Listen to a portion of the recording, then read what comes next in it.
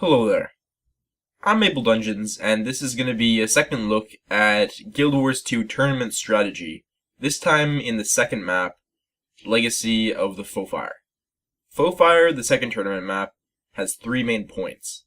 The side points are the quarry and the waterfall, and the middle is a graveyard.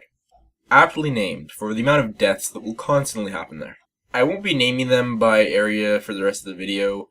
I'm just going to call them your point, enemy point, and then midpoint, occasionally maybe graveyard. The mechanic of note that Foefire has is its keeps.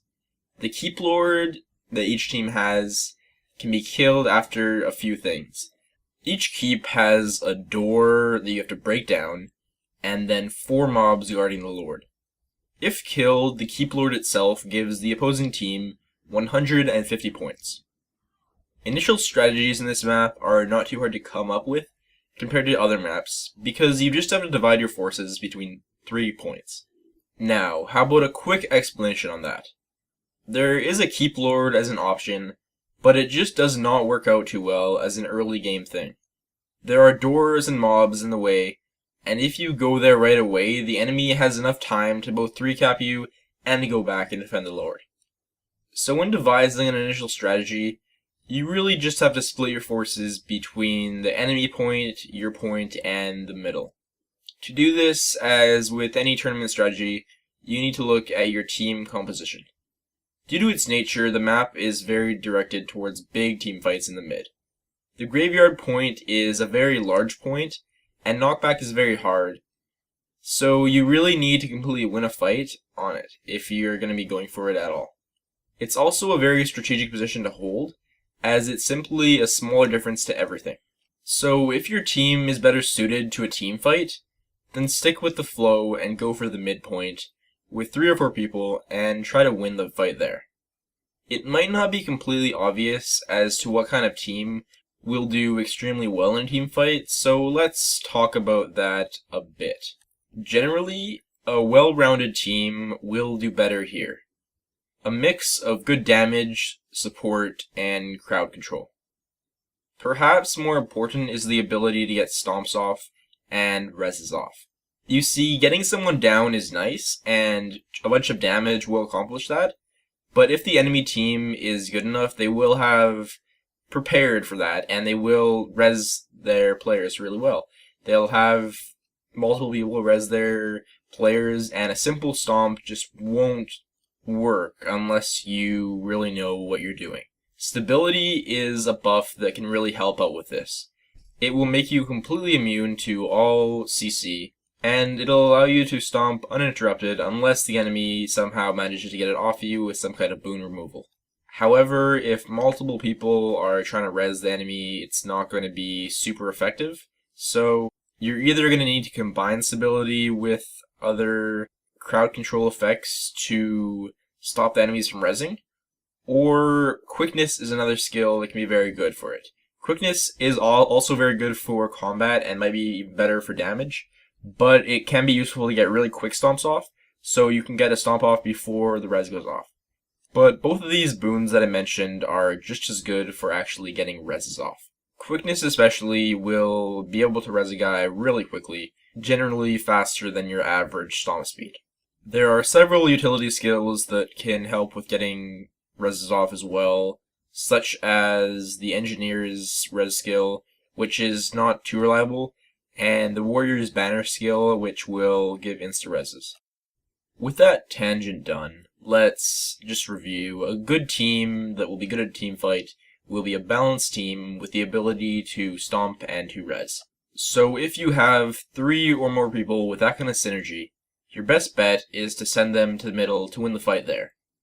You can send a full 4 or 3 and then 1 man to pressure the enemy point if you want, ideally a thief or something that can kill an opponent 1v1 really fast. Alternatively, if you aren't too confident in your team's large team fighting abilities, then you can go for a more split approach. You can send 1-2-2 and have 2 distract mid while 2 take the enemy point. You could also send 1-1-3 and have only 1 person distract mid while 3 take the enemy point.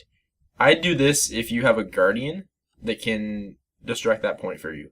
Finally, if you don't have anyone too tanky, but you want to go for the enemy point, then I would send just 2 people to your own point and 3 to the enemy point. 1-0-4 isn't really viable because your 2 points would just be so spread out that the enemy would just take your point so quickly, so that is just something I do not recommend. Anyway, that's the basic starting strategies, so let's get into what you need to do in the mid-game, which is the majority of the game and the most important part of the game. You need to look at your general strategy in a similar way to how you looked at your starting strategy. In this case, you need to see how offensive or defensive your team is. I'm talking about bunkers versus glass cannons, as well as something in between the two. If your team is fully offensive, then you are going to want to play in a way that's mobile and offensive. Constantly apply pressure to whichever point or points you don't have. If possible, send 1 person to the enemy base. I'll talk about that in a bit though. If your team, on the other hand, is fully defensive, you need to focus on getting and holding 2 points. If, after the initial play, you're down 2-1, you're going to have some trouble. You'll either want to send most of your team to mid, if you think you can win a fight there, or send 1 or 2 to the enemy point to get a knockback cap. Knockback caps are something worth talking about. The midpoint, the graveyard, is not a place to try this. The point is just so large that it's unlikely you'll ever get a cap off unless you manage to kill everyone there. The point strategic placement is great, but the side points are a lot easier to cap. Anyway, chances are you're going to have a somewhat mixed team, and not one full of tanks or glass cannons. At least you should if you're organized in any way. Have your defensive players defend your points. Have your offensive team putting pressure on the enemy. It's okay to lose a point if you're trading it for another. Try to analyze whether it's more worth it to trade points or to hold onto your current point at any given time.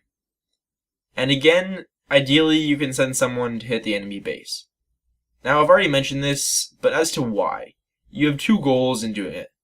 You see, whenever the enemy base or lord is hit, the enemy team knows it.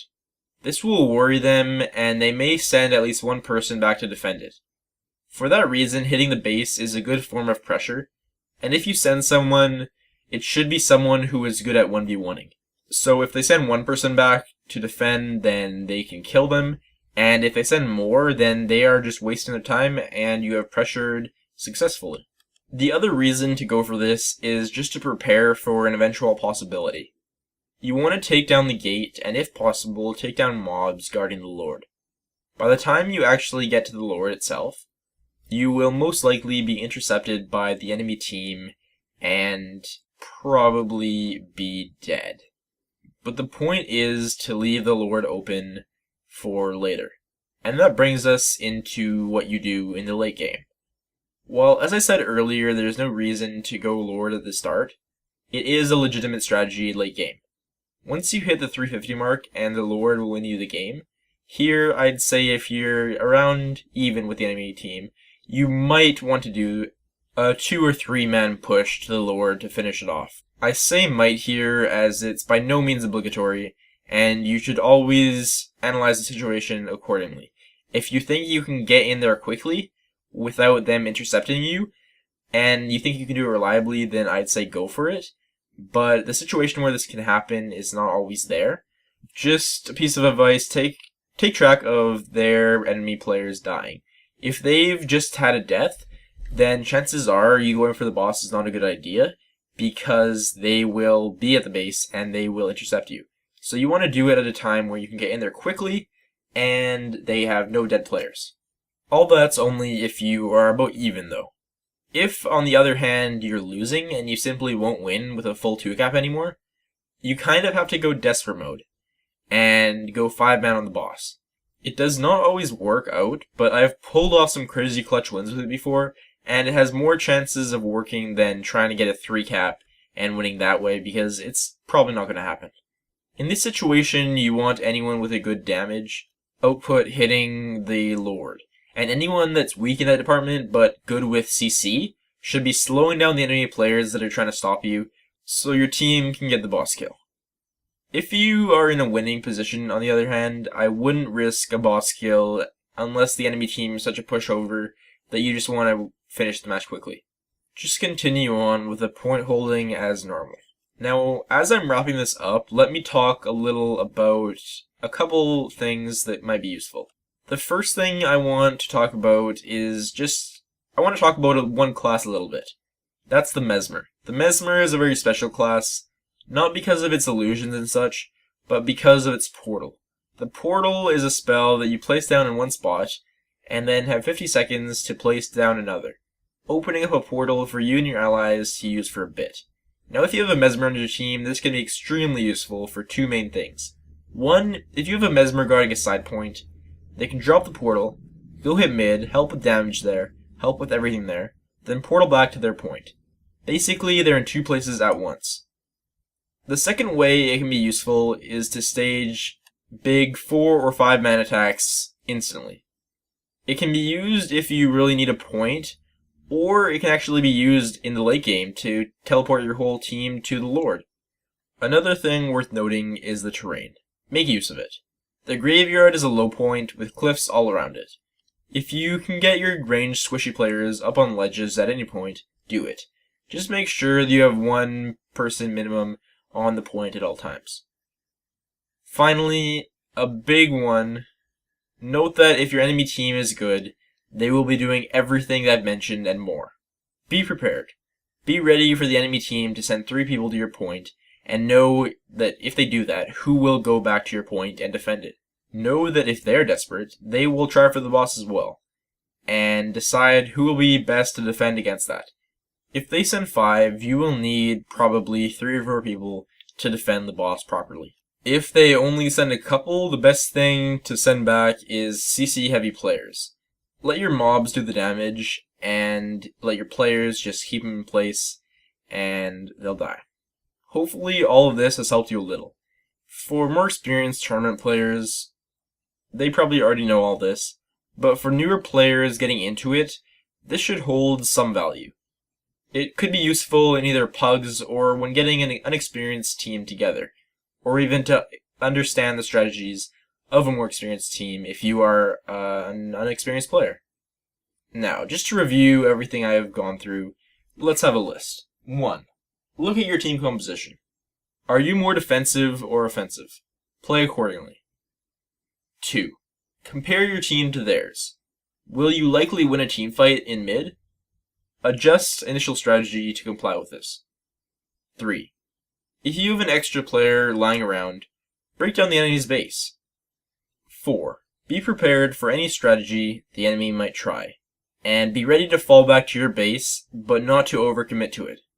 And a little extra 5, in the end, it really comes down to fights. So work on getting your fight coordination down with your team, as this is the most team fight heavy map in the game.